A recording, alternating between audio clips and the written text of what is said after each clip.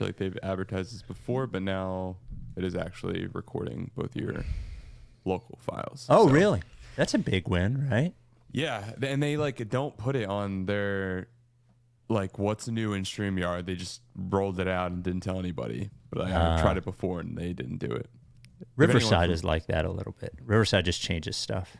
If anyone from StreamYard's watching right now, what's going on? You've had some. You don't like StreamYard. You don't like Substack. I'm like trying not to lose my mind over this. It's not a big deal.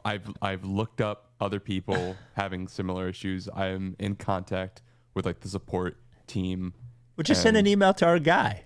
I know, but I don't want to email him at 8:00 on a Saturday night. And whatever. Yeah, it's probably fair. I was having a bet with myself whether Mike would have his stuff hooked up, and I would have put it at plus 450 that he would have it hooked up. It's so many things, dude. It's not that hard. It's so many things. There's like 18 poles. Yeah. How big of a room do you think I have here to just like store this? There's only two poles. Yeah. But they're so big. One for the light, one for the camera. Insane. What operation are we doing here? Doing a podcast. For the filter in folks listening, watching, we are upgrading equipment here at the Rights to Ricky Sanchez podcast. As you can tell with Spike set up, we got my shit looks pretty good. It looks pretty clear. It's pretty wild. Too clear.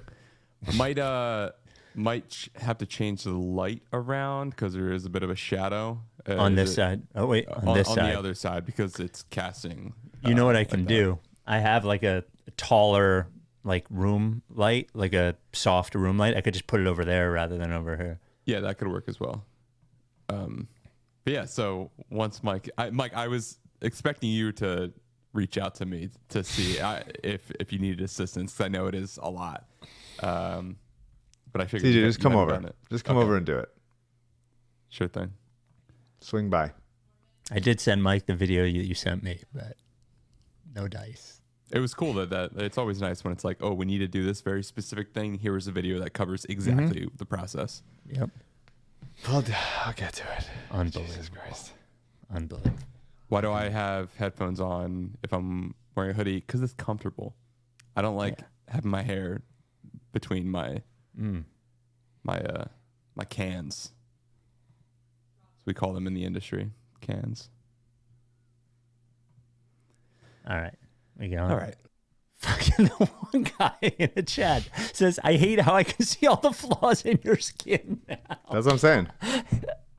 Well, you could use, there's like a touch-up thing in StreamYard. You could just use that so you look like you're an Instagram model. We're trying to make a feature film here for CJ. Jesus Christ. Where's hair and makeup, Siege? You gonna pay for that? Ridiculous. The Rights to Ricky Sanchez podcast is presented by DraftKings Sportsbook. Sign up for DraftKings Sportsbook by using promo code RTRS and brought to you by LL Pavorsky Jewelers, where Rights to Ricky Sanchez listeners go and get engaged. Big Barker Therapeutic Dog Beds.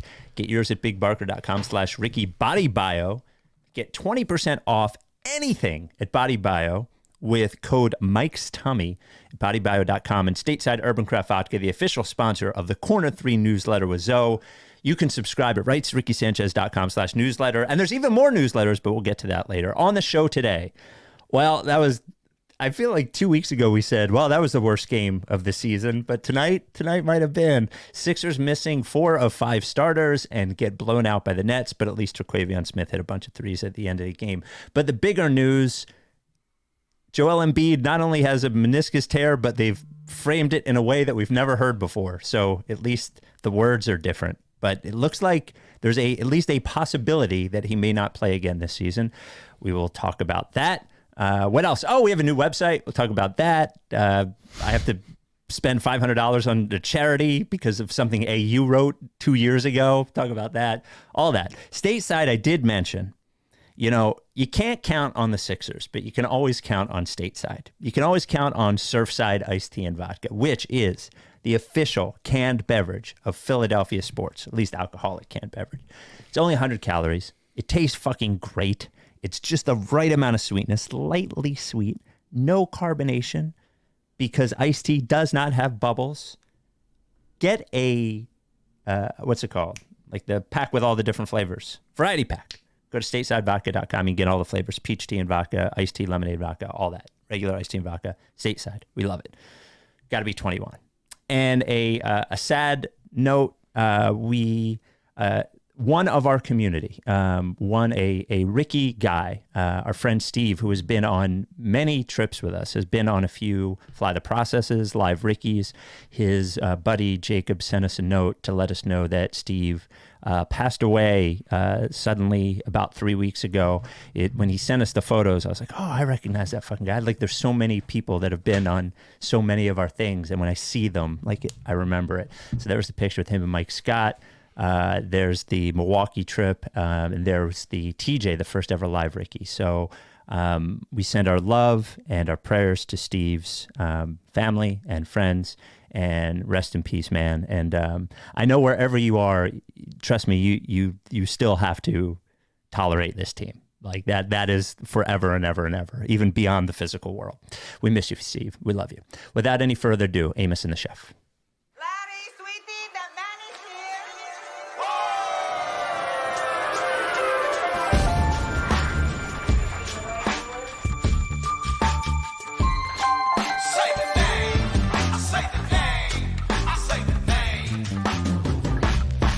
We were right, y'all.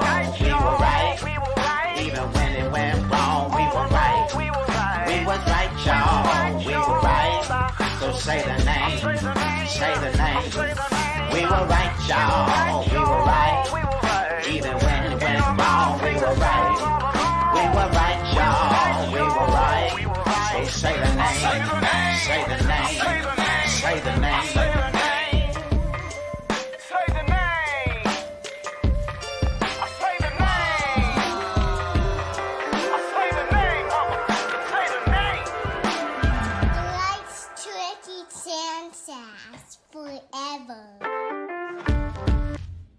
Welcome to the Rights To Ricky Sanchez podcast. I'm Spike Eskin, along with a guy whose flaps are never displaced. That is one, Mike Levin. Well, when you're starting Marcus Morris, Pat Bev, Daniel House, and Paul Reed, you get what we had tonight. So it was not good. I don't even know what to say. Boy, that was tough. It was tough right from the start. Yeah. Real bad game. Couldn't get really anything going offensively for a while. It was tough because that Utah game was great. I loved that Utah game. That was a really fun game. Obviously, Maxey had 51 on 27 shots. He was hot as hell from three, got to the line. I thought Tobias played a great game. Distributing, he had 7 assists, no turnovers. That was awesome. He got them a bunch of stop the bleeding buckets when Utah went on runs. I thought it was just a great, they played hard, they competed, worked on the defensive end. They had 11 blocks as a team. It just felt like they were more connected in that one. And then in this game, it just feels like obviously they're missing a ton of guys, but man. Yeah, I mean, man, so bad on defense, just so pathetically bad on defense. Just play the help defense song, just on loop over and over again. No help. Defense is bad lately. Such a nothing play. Then the guy in front of you. No help. Too often just stands and watches other guys. No help. We may as well try. No help. Is it gonna work? I don't think it's gonna work. It didn't work. Over and over again. I mean, it could just be the whole game. They're so bad matching up in transition. In zone, they just left shooters over and over again. It was such a frustrating watch. The zone didn't work at all. Pat Bev helped onto Ben Simmons 4 or 5 times in transition. Ben Simmons had 0 shot attempts tonight in 14 minutes. Stood at the free throw, stood during action 15 feet away without anybody within 6 feet of him, and turned his back to the basket and threw it away. He was not going to shoot. It's driving me crazy how NBA players who ostensibly occasionally watch film, have assistant coaches, have scouts, have advanced scouts, watching and thinking about how they're going to cover these people. They are helping away from shooters onto a guy that doesn't want to do it. It's unbelievable. It is unbelievable. It drives me crazy. These are smart players. They're so much better than I have ever conceived of being. And yet they do this simple thing that is so dumb repeatedly across the league. Why anyone helps onto him or even takes an inch forward away from your guy, it's really tough. Oubre fell asleep while watching. House fell asleep while watching, just wandering kind of ostensibly towards the ball like there is like a slow-moving zombie. And just like, I have to do it. There's the ball. I'm coming slowly for it. And then you're just wandering away from your assignment. It is such a frustrating watch. I don't know. I don't know if that's a Nick Nurse thing. I want come on. It's they were missing, but defensively it's not something for sure. But like it is a choice for them to continue doing this. Yeah, and I want someone to answer for it. I want someone to answer for it. I want Nick Nurse to say like, we leave shooters too much. Or we fucking have brain damage, all of us together. Like, say something. Say anything. Like, because it can't keep happening. It's so dumb. And, like, even Springer, who I thought was great in the Jazz game, was so fun watching him cover Jordan Clarkson. That was just like a riveting sequence of basketball, watching him be as, in his lap as much as he was. But, like, you just got to be more discerning when you're going to come over there. Like, if you can get a blindside steal and you make it like a quick, like Marcus Smart style fucking go for it type thing, then great. But like, just wandering, don't help on B-ball. B-ball Paul on our live fucking podcast said, don't send help. And so he's got to be telling his teammates that also. And when they help onto him, it's just such an easy pass. It's such an easy pass. If you were only as committed to your new equipment as you are to this cause, I'm not committed to anything as much as I am to this. To this exact thing. It was such an intensely frustrating watch. Just me like frustratingly rewinding to be like, why'd you leave it, fucking asshole? Like I'm in the film room as if I'm just gonna like have the I feel like NFL coaches have like a better like scrolling system for like rewinding to watch tape. Like I feel like I'm doing that. Like I want a clicker to be like watch it and over again. Like bam. Like me and Brian Baldinger just like bam. Fucking why are you helping? What the fuck, you motherfucker? Just over and over again. I'm doing that. You gotta be like Fratello. Mike Fratello was the czar of the telestrator. Remember, he was the one that would go back and forth and write on the thing. That's what we need to get. We need to get you a telestrator. That's so bad. Let's get Mike a telestrator. I know that's a reference from before your time. He used to do. No, I know a telestrator. I know Fratello. Okay. He still calls Clippers games out here. Oh really? Yeah. Did not know that. Didn't even know he was alive. Still alive. I was going to say rest in peace, Mike Fratello. But you never well, know. Might maybe happen. He's resting in peace. Yeah, I don't know. Be resting somewhere. I would love to rest in peace. Yeah, I mean, I can understand your frustration. It was an awful watch. I mean, I really don't know what to do when they're missing like legitimately 4 starters and 6 rotation players. I mean, they're also missing Covington and who else? Am I thinking of somebody else? I mean, Melton, Batum, Harris, Embiid, Covington out. Like that's a starting lineup. Like that's a full starting lineup. Like they could play that. And that's a lot of guys that were bad. I thought Beverly on defense was really, really bad tonight. And Bev all season long has been really great offensively and has just, hit a big 3 in that Utah game. That was sick in the corner off of Tobias play. He's been a real like settling down factor most of the season, like a bucket when they need it, a drive and touch the paint and kick it out when they need it. He's been great, but the defense tonight was just wandering. Everyone's just wandering around, miscommunicating. They were also ready for his like little Akeem thing that he does where he drives into the lane. Yeah, there's only so many times you can do that. Yeah, there's only so many times you can get him with that. Yeah. I'm going right. No, I'm not. They're not fooled anymore. Back to the Utah game for a second. My favorite part of the game was the first 7 minutes where you could tell that Maxey was going to have one of those games. Yeah, that was sick. Yeah, and tonight was the complete opposite. Yeah, the Nets game, 51 points. 51 points is like what is it? They tweeted it during the game. Everybody already saw it, but like the 4 or 5 people that have this season scored 50 2 or more times. Oh, 2 or more times. And that's like Maxey, Embiid, Luka. It's like Booker. It's a hell of a list, man. I mean, and Maxey being, as far as Sixers go, like, isn't it people that have multiple 50-point games in a season? It's Maxey, Embiid, Iverson, like Charles. I don't even know if it was Charles. It was like it was an esteemed list. He's great. I mean, I can't believe he's here. He's the man. It's like what a joy. And obviously, off the All-Star appearance, that's super sick. Hearing Maxey's Joel impression was very fun. I mean, he's just such a special player, and he's still figuring it out. He's such a beautiful shooter off the move, off the catch. I really want to give him more opportunities. You know, with Embiid out, they were playing Tobias as like sort of high post, allowing him to operate and spray it out when he wanted, and that was allowing Maxey to get some shoot off the catch moments, which was great. And his finishing package is just crazy. It is a crazy finishing package Maxey has. And it's so fast that we had compared him. We had talked about Kyrie before, and Kyrie's is so slow and smooth that I think sometimes it's a little more instantly impressive to watch because you can see everything that he's doing. And Max's is so much faster, but there's so many times he lays the ball up, and I'm like, how did he get that ball on the fucking rim? You know, it's ridiculous. Like hang in the air at full speed while putting like English in touch as he scoops it like around or through big guys coming over. Like such a special player, dude. Like such a special player. And I love he's getting the line more. He got to line 11 times in the Utah game. Wasn't really getting calls tonight. But he's just a beautiful, beautiful young man who I love very much. Speaking of Tyrese Maxey, on April 20th, 2022, Andrew Underberger of the Ricky, Rights To Ricky Sanchez.com, wrote a column titled, "I am $500 positive that Tyrese Maxey will be an all-star in the next 2 years." And he pledged in that article, he asked people to tweet at him, 10 people, that he would, if this was his proposition to me, he was like, well, these 10 people, I will donate $50 to the charity of their choice if Tyrese Maxey does not make an all-star game. And I said, well, AU, that means that the charities don't get any money if Maxey makes an all-star game. So that's not fun. So I pledged at the time that if he made an all-star game, we would make good on his pledge.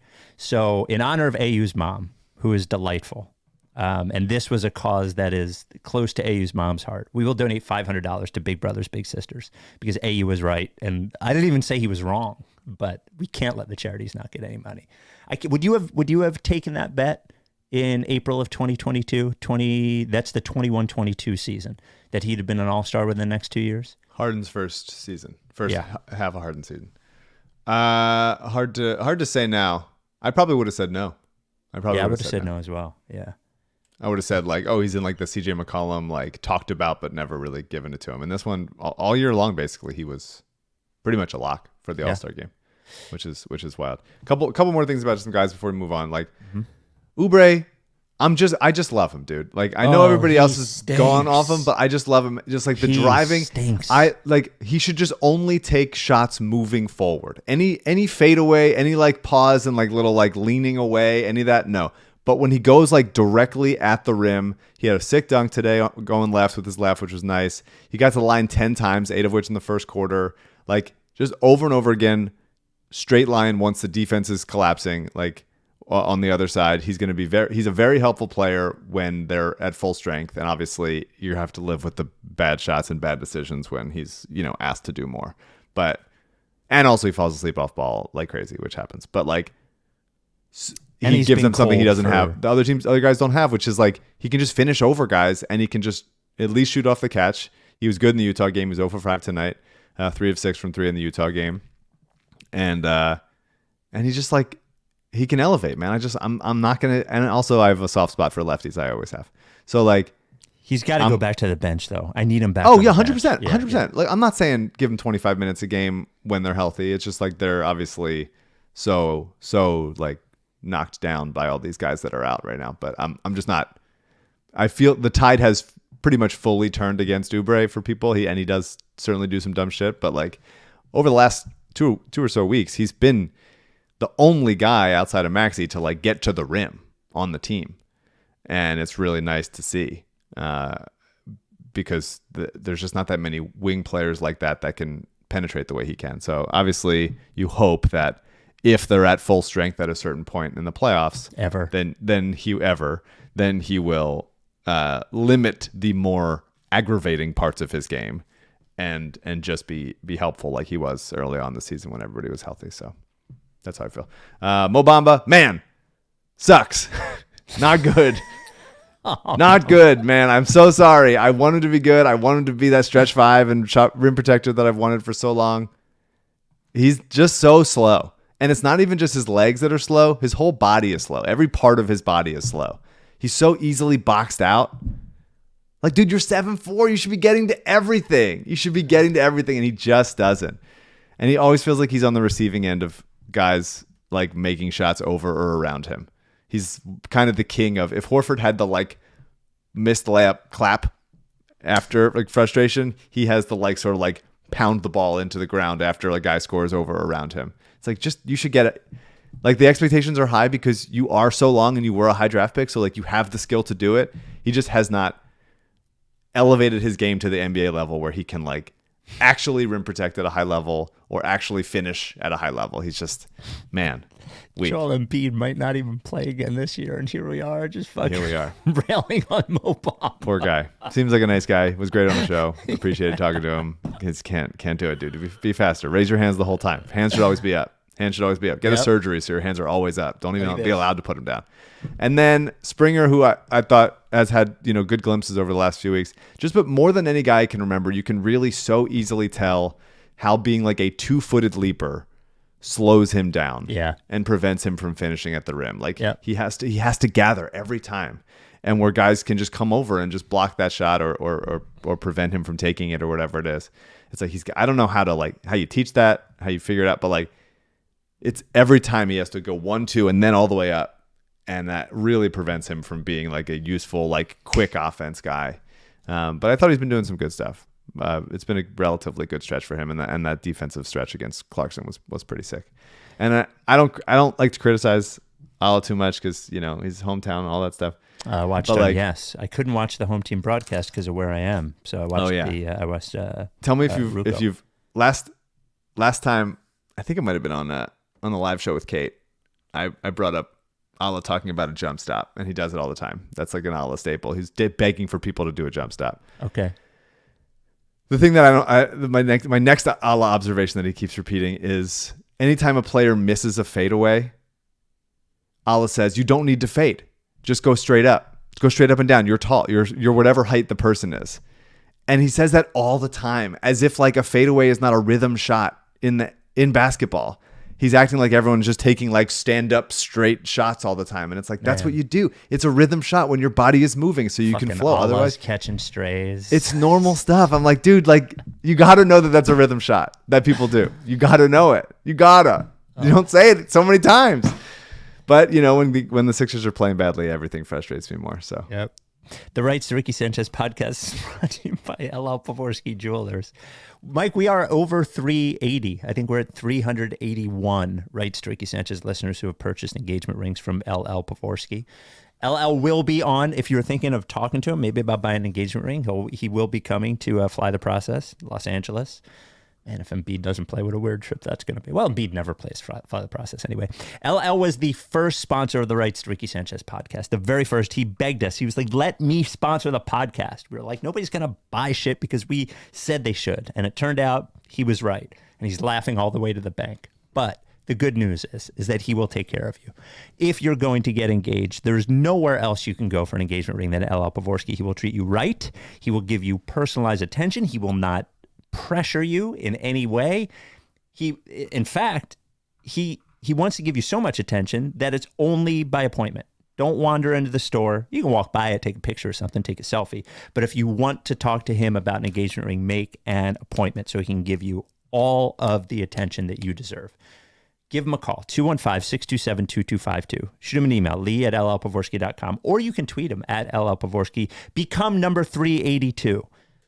Become number 3. Mike is one of the 381 engagement ring purchasers. Yes, he's purchased several engagement rings. He's engaged to people all over the country. Mm-hmm. LL is a supporter of our charities, Mama T's Community Fridge, Providence Animal Center, LL Pavorsky Jewelers. All of his rings have flaps. Before we get to the flap issue, we did make an update that I think is good for RightsToRickySanchez.com. So here it is. We have moved RightsToRickySanchez.com to Substack. And you don't have to pay for anything. Everything's still free. But the good thing about it is you can subscribe to anybody. So you can stay subscribed to the Corner 3, but you could also subscribe to MOC. You can subscribe to AU. You can subscribe to the Danny and the pods. So you get an email every time one of those guys writes something, or when we do a new pod. The reason this is good, I was thinking about this as we were switching it over. Like if the Danny writes something and you're not looking at Twitter, you might not ever know if you don't check the website or if we don't talk about it on the pod. So that's what's great. We've already gotten a couple of emails, people super psyched about it. So just go to rightstoRickySanchez.com. In the upper right-hand corner, there's a little button that says subscribe. You can subscribe. Or if you're reading one of the articles, you can subscribe in there and you can pick what you're subscribed to. If you don't want to, that's cool. Everything operates exactly as it did before. But it's cool. That way you don't even have to go on the web. You don't have to go on social. Everything just comes into your inbox. Mike will be sending special surprise. He's going to send nudes. Right? Okay. No, you're not. We'll see how long it takes me to get these lighting situations set up before I really go to the news. Go to rightstoRickySanchez.com, hit subscribe, help us, help you avoid social media. Joel Embiid. So, Shams' report today said that Embiid has a, quote, displaced flap in the meniscus, which, as we've heard from several doctors on Twitter, is essentially a meniscus tear. When this broke the other day, Shams tweeted that it was a meniscus tear and later deleted it and corrected himself. As Woj said, it was under threat from the team. From the team, Woj said it's not torn. It's just a little bit weird. Yeah, it's just flipped upside down. That's fine, right? It's ripped, not torn. Woj said it was an injury to the lateral meniscus. Now, I watched a video on YouTube, and we'll put the link in the notes. I thought it was very good. It was before the entire diagnosis came out today from a doctor called Brian Sutterer, who and Dr. David Chow, who you may have seen talk about football injuries a lot. Both said it was a 9-minute video. It was really interesting. Both said very unlikely that the injury happened specifically in the Kuminga incident, that he had been playing with the injury, that is more likely he'd been playing with the injury. Perhaps the Kuminga thing irritated it more, but unlikely that caused it. And I would just like to note that when he started missing games with his knee, we on this podcast asked repeatedly, why is the knee swelling? What is the injury? Why is the knee swelling? What is the injury? Over and over and over again. So essentially, from all that I've read, and I've read a lot from 87 different orthopedists who have not. Could it just have been like allergies? I mean, then you just take some Benadryl and you're good, man. I don't, yeah. Maybe I should I don't hired. think so. Okay. So essentially, from everything that I've read, here are the options and the possibilities. And I've read more about this displaced flap. By the way, again, just a tear. So when you have a tear, it will not heal on its own. There's very little blood flow there. So if it's torn, it's torn. Very, very rarely do they repair the torn meniscus. Very, very rarely do they do that. It's got to be a perfect scenario for them to repair the meniscus. So they can do surgery and cut that part of the meniscus out, in which case that could be like a 6-week to return thing. You could just try PT, in which case that would be 4 to 6 weeks, and you try it, but there's no guarantee that the symptoms go away. Or there's the much bigger surgery that I just mentioned that is unlikely that it is a repair. So they are taking the weekend to go over their options. It's not good for Joel. This is the same knee that he tore the meniscus in 2017, which, by the way, with a completely different leadership in place, he tore it against Portland, missed 4 games, came back for a national TV game against Houston, went out in that game, and then missed the rest of the season, 37 games after he had meniscus tear surgery. You can sort of see exactly if you've been around long enough. My gut tells me what happens is he says, I'm going to give it a go. He's going to do PT for 5 weeks. He's going to come back, and we will have this on again, off again Embiid through the playoffs, and have the thing where he doesn't play the first game of the series, then he plays the next 2, then he misses 2. Like, right? I mean, this is how this plays out. That is my guess. I think so. I think it'll probably be, I don't know. I've read nothing and watched nothing because I'm tired of it. Okay, that's tired fair. of doing it. I'm tired of pretending like I'm going to understand anything about the medical stuff. Sure, that's fair. I'm just not going to do it. We've done this too many times. And so my feeling as far as the vibes go Yes. are going to be that he comes back sometime in like a month and a half. Yep. Looks like pretty fine as far as Embiid goes. Mm-hmm. We'll see about the trade deadline and what happens, this week. Mm-hmm. And whether that they fully go for it or if they hedge a little bit. And then we do the dance in the playoffs of, can he stay healthy enough minutes wise? Does it get worse the more he plays on it?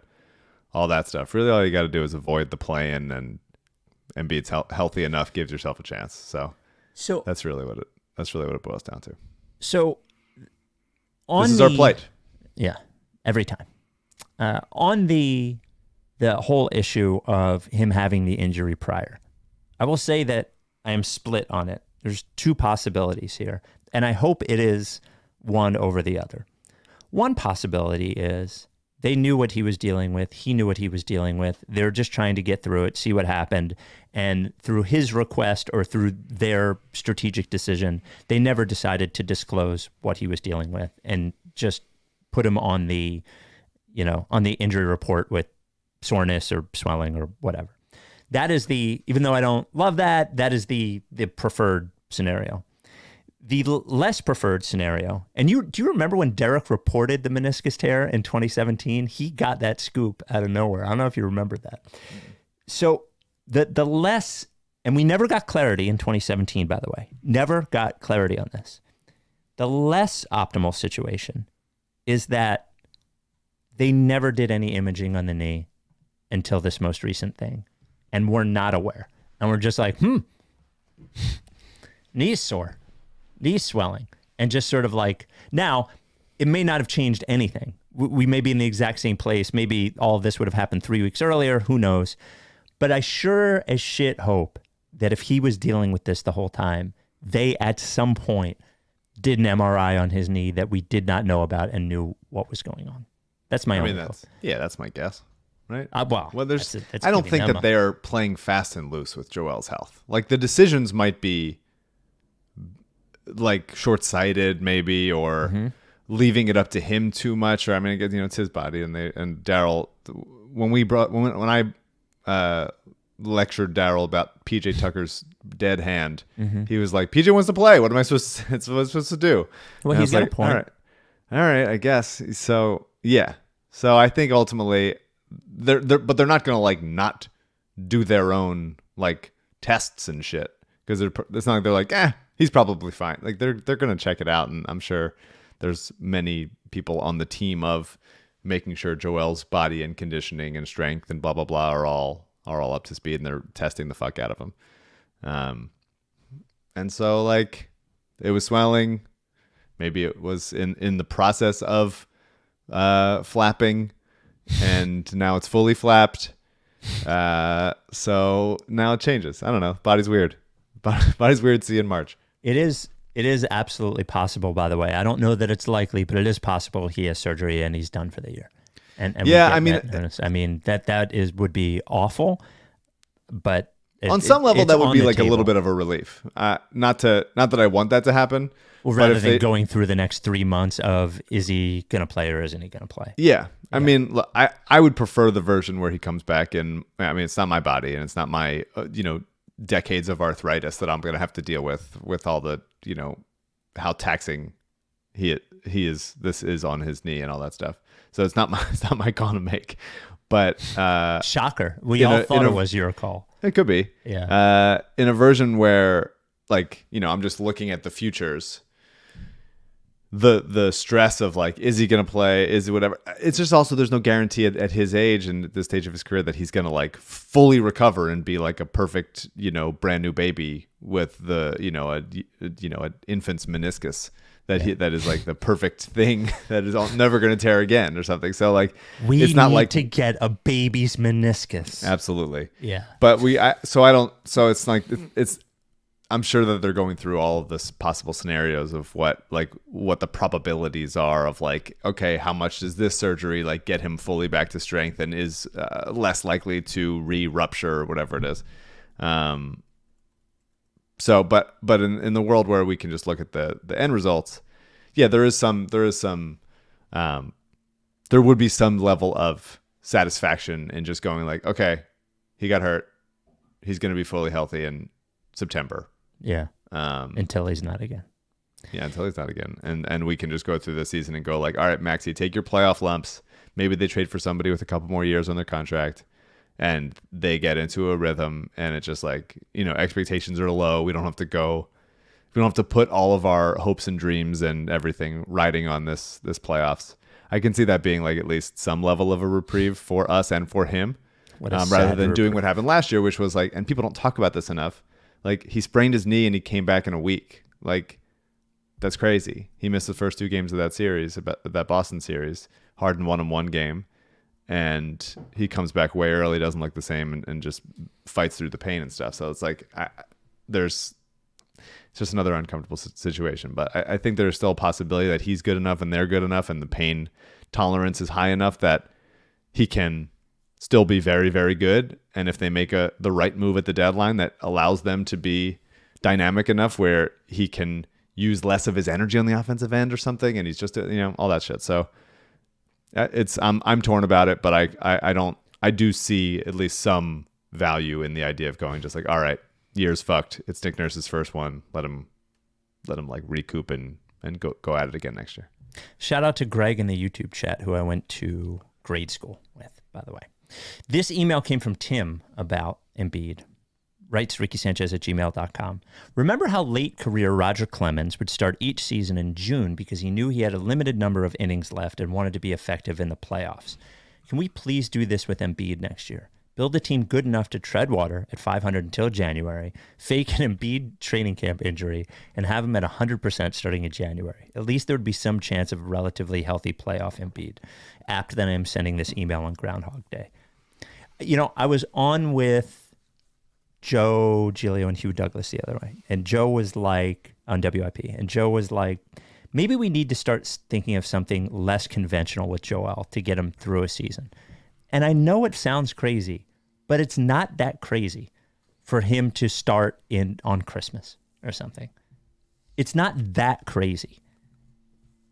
Yeah, I mean, yeah, I think he wants crazy. to be a regular player, right? But he's not going to be. Yeah. Yeah. No, I don't disagree. Rather than doing the like, he plays 2 games, sits 1. Yes. He's nursing an injury. He's holding it for a while. Like there is value in just going like, all right, your season is like 4 months long. Yep. And that's what you should be focused on. So your body can then be just resting and recuperating for the other 8. And I don't know. I don't think he's going to go for that. The Rights to Ricky Sanchez is brought to you by Big Barker Therapeutic Dog Beds. Go to bigbarker.com/Ricky to get yours. That is bigbarker.com/Ricky. Home alone with the dog this weekend as my wife is down the shore celebrating her brother, Joe, from Fans of Philly's birthday. Happy birthday, Joe. Wow. So I'm here with Rebel. Rebel and I, even with Val not in the bed and me alone in the bed, Rebel chooses to sleep on his Big Barker. Loves his Big Barker. He knows it's keeping him healthy. It's got a better bed than I do, this fucking dog. Go to bigbarker.com/Ricky. How does this bed keep dogs healthier? It's a true thing. PenVet showed it actually does it. Well, it's a real bed. A real bed, real mattress supports your dog's joints. If you slept on a bad bed every single night, every morning you woke up, you would feel like shit. You'd feel creaky. And the effects of that are cumulative. That happens over and over and over again. Your joints get creakier and creakier and creakier. Same things for dogs. And those fucking dogs sleep all day long. They need a good bed. They need a real bed. And that's what Big Barker is. bigbarker.com/Ricky. You go there, you get the Big Barker dog bed, you get the Process Pup patches. You send us a picture of your dog on the bed with the patches. We put them in the Process Pup gallery. And the best thing that happens for your dog is your dog joint health improves, reduction in pain severity. These are all things that the PenVet study found. your dog will be supported the way it should be. If your dog is older, it'll help bring that dog back to younger days. If your dog is younger, start now. As your dog gets older, will hold up better. The effects of arthritis don't just happen to humans, they happen to dogs too. Take care of your dog. It's your only job is to give your dog the best life possible. Can't do it without a Big Barker. BigBarker.com/Ricky. A 10-year warranty. The foam doesn't flatten or they replace it for free. 1 year at-home trial. If you don't like it, if your dog doesn't like it, I don't know what's wrong with your dog, but if your dog doesn't like it, they'll give you a full refund and pay for the shipping. Handmade in the USA. Big Barker dog beds. Even with Joel Embiid's injury, We are star hunting that's right, for a star. for a star. That's how you win a championship. Star hunting. Star hunting. Star hunting does not stop Star hunt. Star just with Joel Embiid's injury. So Andrew Unterberger wrote an article at RightsToRickySanchez.com today. Headline, 6-man DeMar DeRozan is the missing piece. By the way, you can get all of AU's articles by going to RightsToRickySanchez.com, hit and subscribe. This is what AU says. DeMar DeRozan was not ranked by Spiker Mike as a top trade deadline priority, nor have most other Sixers prognosticators I've seen, though he's been an even bigger pet cause for Jason Lipschitz for some time now. Jason Lipschitz gets more mentions on here than any non-pod member.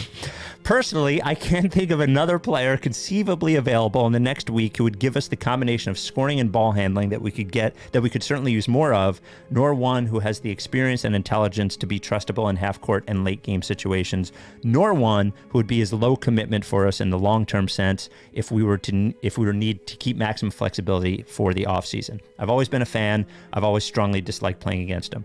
I understand the argument against targeting him, of course. There's 2 big reasons why I think DeRozan isn't particularly high on folks' lists. Well, 3 really, but I'll get to the third later. And they're summarized as such. 1, he's not much of a three-point shooter or defender, so he's not particularly an ideal fit for Embiid Maxey. 2, he's never won or played particularly well in the playoffs. And his acquisition arguably violates Ricky's avowed no losers, no excuses stance this season. Both very reasonable concerns, but I have a solution for both. Bring him off the bench. So, Mike, your thoughts. Let's operate in a world. There's 2. If Embiid is shut down for the season, would completely forget it. Let's operate in the world in which he's back in 6 weeks or something like that. Yeah. Your thoughts on trading for DeRozan, bringing him off the bench? Definitely like it more now that they have to survive this period without Joel. He would help for that for sure. Absolutely. He can, he would be absolutely useful in operating from the same areas Embiid operates, high post, wing, drawing defense, and kicking it to Maxey so Maxey can be a catch and shoot guy. And then they can run a little, they can run some pick and roll together, flip it, invert it, all that good stuff. I really liked DeRozan before the Harden trade for that reason. I thought that he would take some playmaking responsibility off of Maxey's plate. I thought it would be nice, and I saw the value there. Once Maxey got as good as he did, and Embiid has been playing as good as he has been and turned himself into as good of a passer as he has this season, the struggle of catch and shoot with DeMar and Tobias on the same team seemed difficult to me. DeMar is shooting per 36 minutes, is shooting 2.8 threes per 36, which is the most he has shot since 2017. It's just really so not enough at all. Yeah. And I think that if Embiid's healthy, like DeMar's not for so much of his career, he's been the number 1 option on teams. Mm-hmm. And here he would be, whether he comes off the bench or not, he'd kind of be the third already. By the way, averaging 5 assists a game. Which he's a good passer, good distributor. Like he's willing for sure. And AU makes the point in his article about how like he can so easily get to the line. That's the difference between him and Tobias, is that he really gets to the line because he gets people to bite on his pump fakes. He really uses his body well in there. Tobias mostly just fades away or doesn't draw contact the way that refs reward it. It would be nice if Embiid came back in 6 weeks. Then DeMar is absolutely in play for me, 100%. If he's not, obviously he's expiring. That kind of goes away.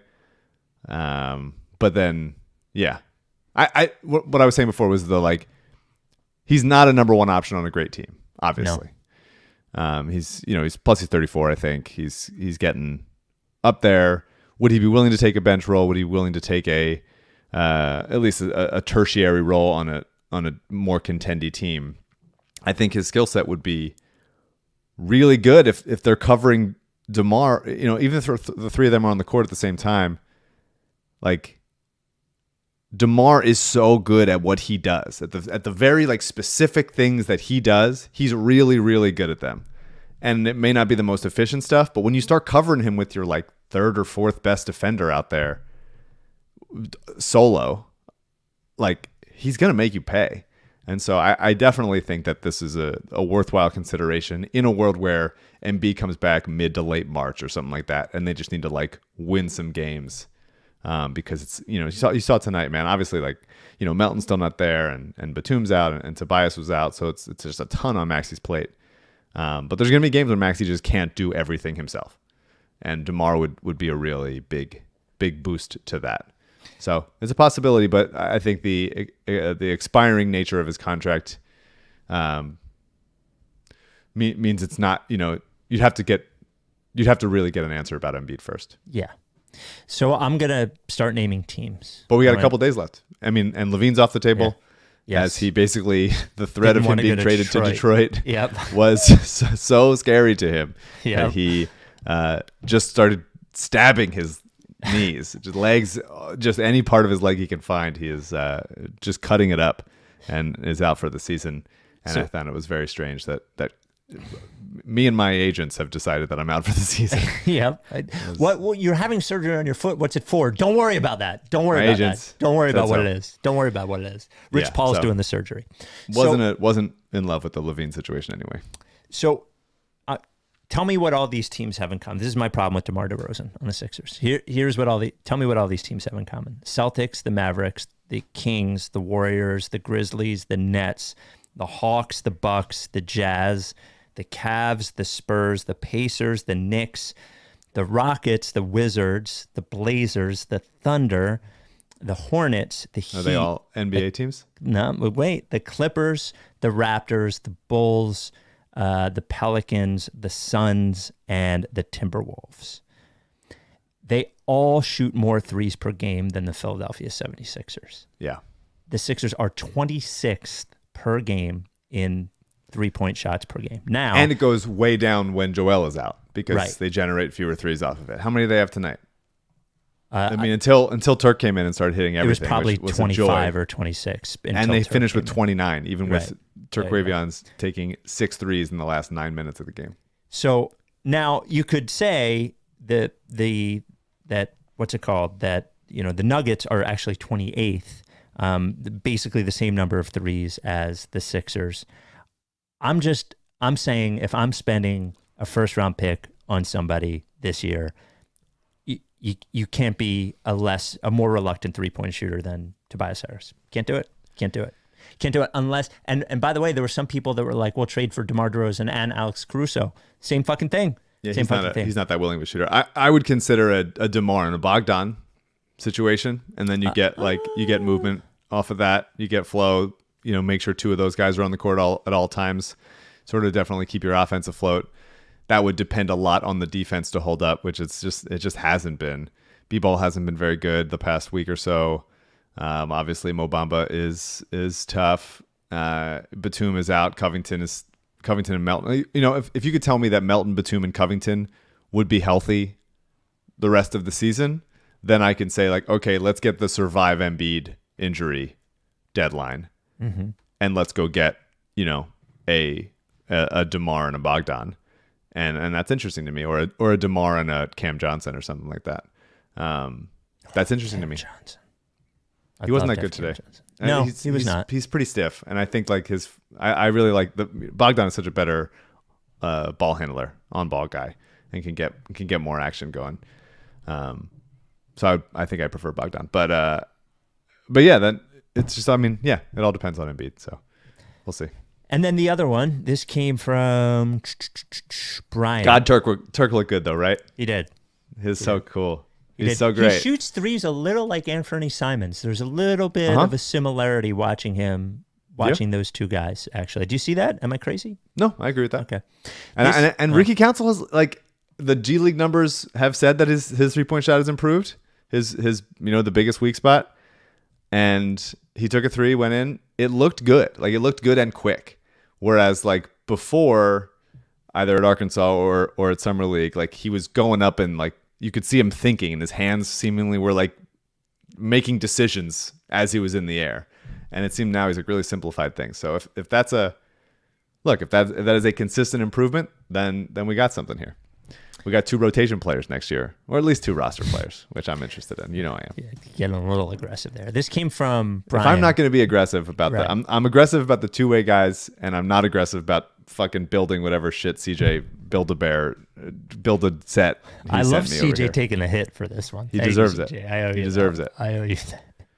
Ridiculous. This came from all he did was ask you to plug a camera into your computer. There's so much more than plugging a camera Turn on in. a light. There's so much more. There's not though. There's like washers and shit.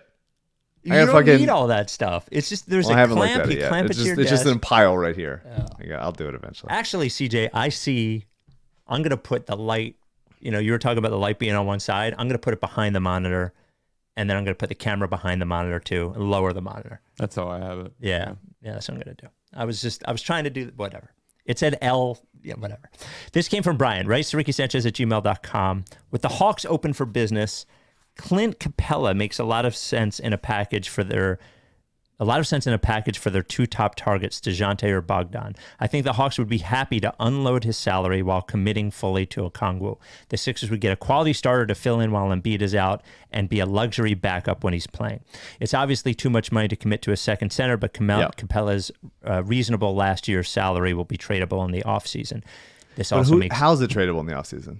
Yeah. I mean, it's tradable as an expiring contract. Yeah, $20 million, is that what he makes? Any expiring contract is, but you're not... People aren't going to be excited to receive that. Like, Capella's been on the trade block for years. I think, I keep saying this dumb shit. Like, if you were sure Embiid's going to come back and be fine. That's all we've been doing this dance forever. Yeah, just fucking take the dildo out of my hip and shove it in my fucking brain. We all do it, man. Like, we can make fun of ourselves for doing it, and we can say like, hey, we're going to rationalize it, and we're going to see, and it's probably going to be like not as bad as we think, and we're going to listen to the optimistic end of the prognosticating, and we're going to end up with Embiid going into the playoffs with like nobody wants to face the Sixers if Embiid's healthy, and then we're going to be doing it. So the team nobody wants to play. Hopefully that happens. I mean, honestly, that's like the best case scenario is that happens, and finally it works, and Embiid can just like stay healthy enough for 2 months. Can I tell you the saddest thing I did this week, sports related? I fucking put $30 on Jalen Brunson for MVP at plus 5,000. And I mean, he's playing really good. It's crazy how many Nova guys they have there and that are just like extremely successful and good friends. The fucking thing, I was about to bet it Thursday morning or Friday morning before going to work. I saw it was plus 6,000 at home, and then I fucking go to work, and you can't bet fucking awards props in New York. I love you, DraftKings. Not your fault. So I couldn't bet it at work, and then I had to wait till I got home. By the time I got home, it was plus 5,000. It's plus 6,000 when I wanted to bet it, but it was plus 5,000 when I did bet it. It's very sad that I'm emotionally hedging things by betting fucking Jalen Brunson to win MVP. Jesus. I like Jalen Brunson. I don't want him to win MVP, though. No, he's awesome. The Rights to Ricky Sanchez podcast brought to you by BodyBio. Woo! Go BodyBio. BodyBio is a supplement company based right here in Jersey. Family owned, family operated. There you go. There's Eli. There's BodyBio. Go to bodybio.com. Use code Mike's Tummy for 20% off any order. The 2 things I want to talk to you about are Elite, which is to be properly hydrated. It's only electrolytes, no artificial colors, no artificial flavors, just electrolytes. No sugar, just electrolytes. Take a cap of it, put it in your drink in the morning, in your drink in the evening. I had a horrible cramping problem in my feet and my calves. Went away. Immediately as soon as I started using Elite. And you can get properly hydrated without any of that extra shit that comes in those sports drinks. And then butyrate. If you're going to take one gut supplement, take butyrate, Butyrate. And when you go to the website, you see a bunch of different butyrate options. Take the sodium butyrate. If you don't know what, that is the one that is most widely will work for people. If you have those gut problems, you have bloating, irregularity, those sorts of things. If you take butyrate, Butyrate, it'll help you out. The great thing about BodyBio, aside from the fact that they're local, aside from the fact that they're one of our partners, they are a small business, which means in this sort of industry is great because they can change their formulas if they need to quickly. And this sort of science changes very quickly. Go to bodybio.com, use code Mike's Tummy for 20% off any order. That is bodybio.com, 20% off any fucking order with code Mike's Tummy, bodybio.com. BodyBio. The hard to stomach YouTube comment of the week comes from Sean. Spike is a made-up name. One can't give himself his own nickname. Mike, your thoughts? I mean, I think you can give yourself a nickname, can't you? Like, you give yourself your own rap name. I didn't give myself this nickname, so you can fuck right off, guy. I did not give myself the nickname. I kept it, but I did not give it to me. I thought this may be my favorite voicemail we've ever received. It's so filthy, but it totally it's 3 different topics, totally encapsulates everything that we're feeling. 833 Lickface. Hey guys, this Embiid injury sucks, but I'm deciding to look at it as a positive. He can say he's out 6 weeks or something, 8 weeks, and he comes back, he's got like a month or whatever to get in shape for the playoffs. That could be the best thing that happens to them instead of him not having this re-aggravation of whatever injury he had and then just playing through it and being hobbled all the time. There's a chance. Maybe he'll be good for the playoffs. Now the goal should be the fucking 6 seed. We know we're going to drop.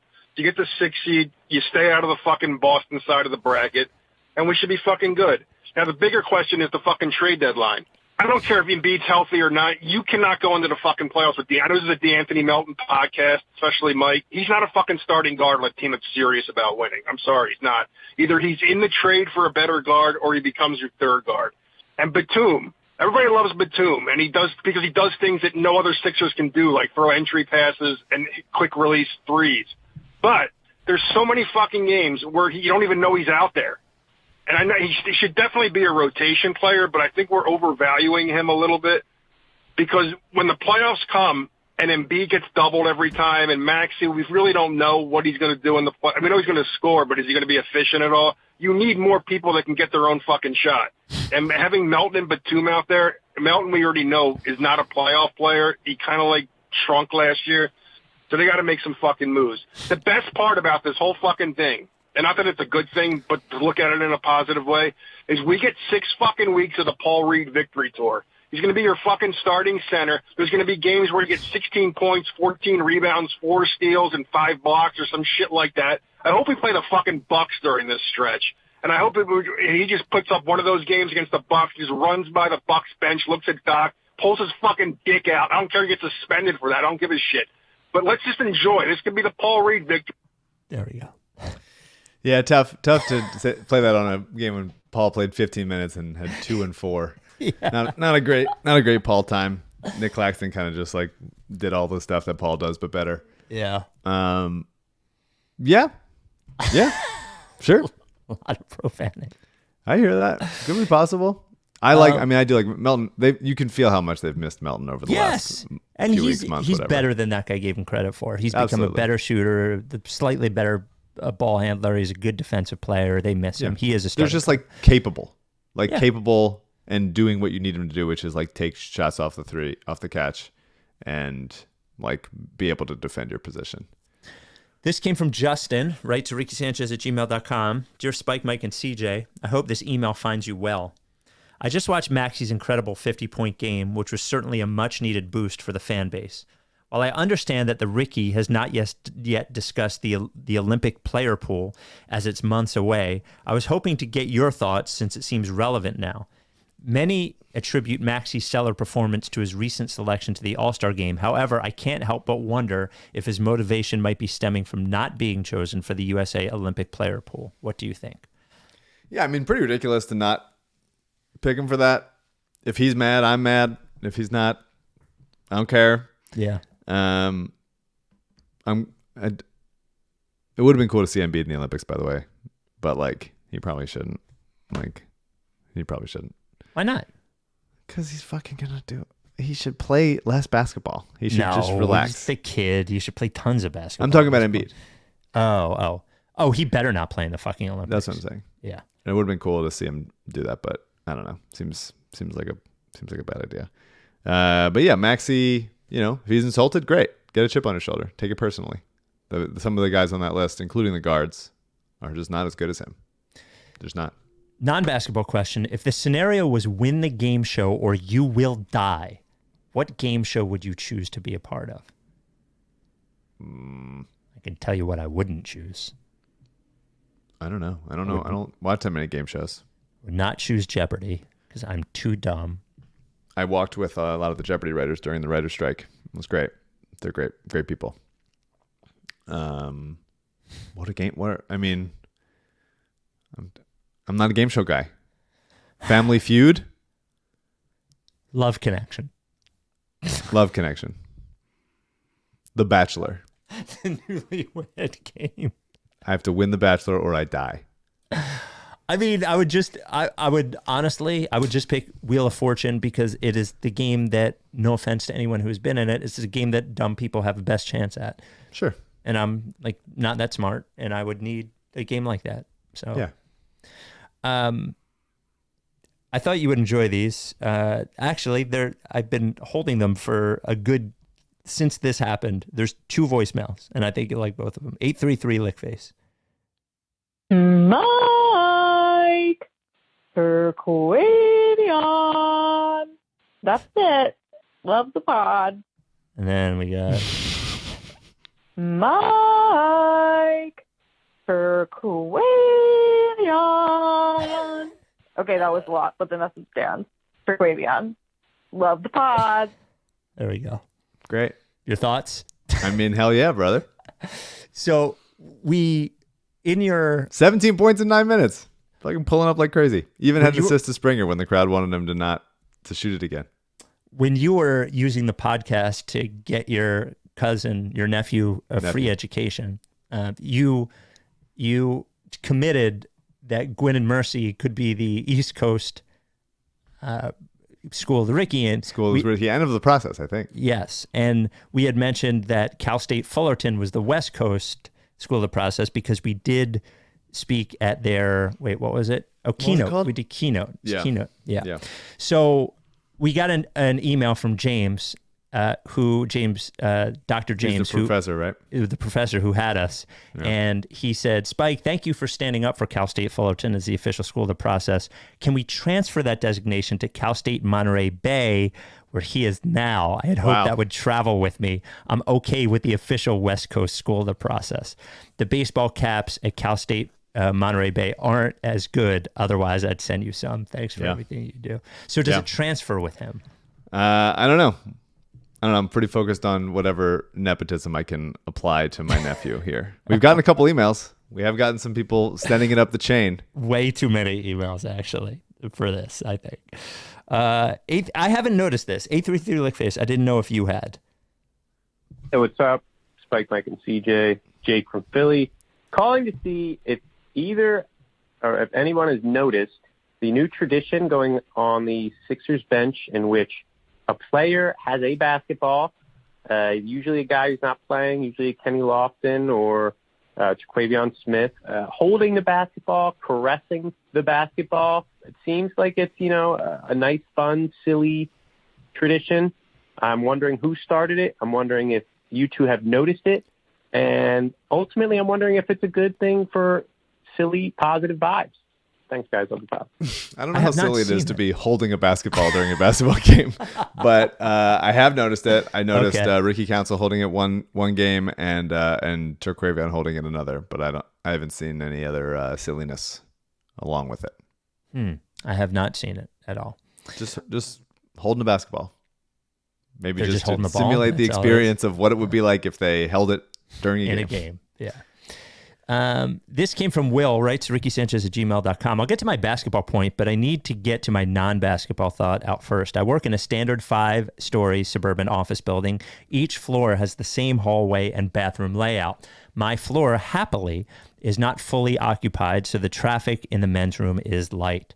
I have noticed more and more bathroom interlopers from a heavily occupied floor below of private real estate bros. More and more of our stalls are crammed with fellas in their late 20s to early 30s in golf shirts and tight activewear masquerading as work pants, blowing up our civilized bathrooms. They are embarrassed, they won't make eye contact, and then the scurrying down to their floor. Am I crazy to be bothered by this? Is this breaching an office etiquette of some sort? No, I mean, I get being bothered by it, but it's also like, I mean, I would do it. It's survival. They got to survive. You got to do it. You got to do what you got to do. The office that my writer's room is in has an empty second floor, so it's a full pick of the litter for bathroom wise, which is great. Yeah. It's great. Yeah, I used to do that in a different building. In fact, in my current building, I can go up to the 11th floor.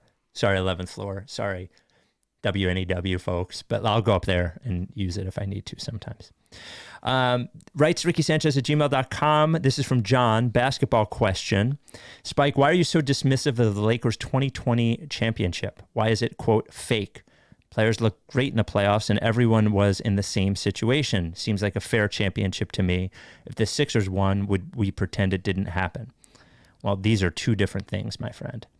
If the Sixers won, I would act like it was a normal championship. Of course. And, but they didn't win. And like, I act like playing well in January is like a championship. That is not a fair thing. This is all I will present to you for the Lakers championship. If you did not know what happened, and I told you that the playoffs had 4 months off prior to them, that there were no road games, that there were no fans in the stands, and that all of the games were played in Disney World, would you think that was a normal championship?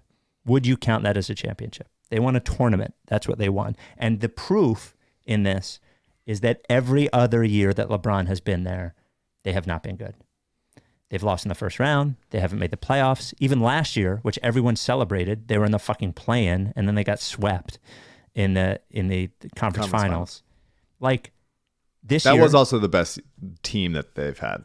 Yes, but they were still playing. Oh, that year, you mean? That year, yeah. I mean, but like... management has made some incredibly bad decisions there. I think a lot of these things depend on what happens after. Like, if the Lakers had won that and then had gone to the finals 2 more times and maybe won one of them, then I think it legitimizes the 2020 championship. But the fact that most of the era before and after that is such a clusterfuck, I think continues to delegitimize the Disney championship. And I think as time goes on, people will come to grips with that. What have you thought about, have you noticed LeBron doing his flirting he gets flirty. Now? He gets flirty for sure. He's flirting at Madison Square Garden today. The only thing about the Disney thing is that it just, I'm sure there are a lot of outlier numbers, but the one that sticks out to me is like Anthony Davis is shooting. It's just like, that is not who he is, man. No. It's just not who he is. It's not just, who he is. They won something. They won a tournament, but they did not Which win. is great. And I wish we had won it. NBA championship. But yes, I would love it. I would love to have that. But come on. That's all I got. So we'll see. We're still waiting. We are back trade deadline night, right? I'm actually going to be in Las Vegas for the Super Bowl week on Sunday, Monday, Tuesday. So if they rule Embiid out for the season, I'm going to have to do a hotel pod. Ugh. Trade deadline and Embiid. It's Thursday. Embiid future injury decision pod comes on Thursday. And we'll talk about the Mavs game and the Warriors game as well. It's really he's going to play again this season, right? I'm almost positive. That's why I'm I was sad when we talked about it last podcast, but I'm not even like we do this every year. You're dead inside. Yeah. This is it. Yeah. I don't know. I'm hardened over. This happens. We do it. Wash it over me. Fine. See you in April. We'll talk to you next time. Are you down with TTP? Yeah. Like face.